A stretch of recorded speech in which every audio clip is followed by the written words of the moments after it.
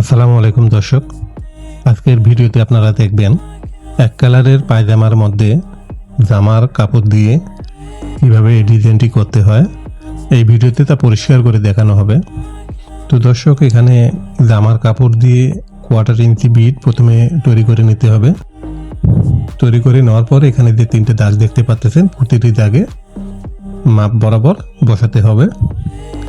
আর এখানে যে আলগা পট্টিটি, এই জন্য যে আপনারা এই কাপড়টি দেখতে পাচ্ছেন, এই কাপড়টি 3 কোণাতে ভাঁজ করে নিতে হবে। ভাঁজ করে এখানে বসায় নিয়ে এটা সেলাই করে আমাকে উল্টিয়ে নিতে হবে। তো যার কারণে এখানে আলগা পট্টি রাখা। তো সর্বপ্রথম যে আমি 4 কোণাতে যে কাপড়টা কেটেছি, এই মাপে আমাকে যে পরিমাণ এই 3 কোণাতিগুলো লাগবে সেই পরিমাণ আমাকে কেটে নিতে হবে। তো এখানে আমাকে যা করতে হবে, সমান করে প্রতিটি কাপড় কেটে নিতে হবে। তো কেটে নেওয়ার পর এটা 3 কোণাতি করে আপনারা চাইলে হাত দিয়েও ভাঁজ করে নিতে পারেন, বা আয়রন করে নিতে পারলে আরও ভালো হয়। তো এখানে আমি আয়রন করে ভাঁজ করে নিয়েছি। ভাঁজ করে নেওয়ার পর সালোয়ারের যে নিচের যে পায়ের মুহুরি, সেই মুহুরির মধ্যে আমাকে বসাতে হবে। আর এই দাগগুলো আমাকে এইভাবে ভাঁজ করে নিতে হবে।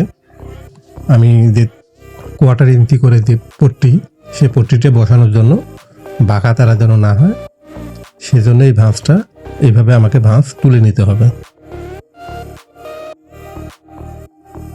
তো দর্শক, এখানে আশা করি আমার প্রতিটি ভাঁজ বরাবর সোজা আছে। তো এই ভাঁজ অনুযায়ী আমাকে এই পট্টিটি সমান করে বসিয়ে নিতে হবে, যাতে কম বেশি না হয়।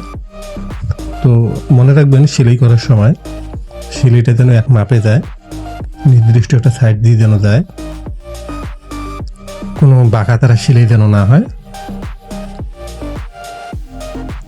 তো প্রতিটি পট্টি আমাকে এভাবে বসিয়ে নিতে হবে ভাঁজ অনুযায়ী।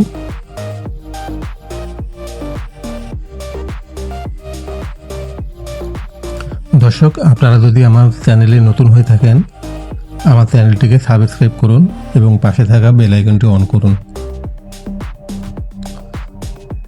তো আমাকে পরবর্তী সেলাইগুলো এইভাবে দিয়ে নিতে হবে।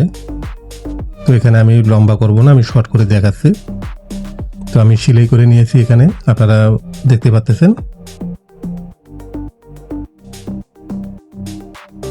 সেলাই করে নেওয়ার পর যে 3 কোণাতি কাপড়গুলো আপনারা দেখতে পাচ্ছেন, এই কাপড়টি আমাকে একটার পর একটা সমান করে বসিয়ে নিতে হবে সেলাইয়ের মাধ্যমে। তো আমি এখানে সেলাইয়ের মাধ্যমে একটার পর একটা কীভাবে বসিয়েছি আপনারা দেখতে পাচ্ছেন। তো এরপর আমাকে যেটা করতে হবে, ঠিক মিডিল বরাবর সেন্টার রেখে এইভাবে আমাকে এক মাপে বসাতে হবে।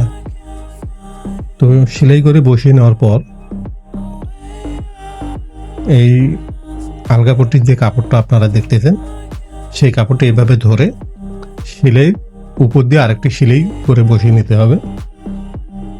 তো বসিয়ে নেওয়ার পরে এইভাবে আমি কেকড়ে নিচ্ছি, যাতে কাপড় ভিতরে ঢুকে না থাকে।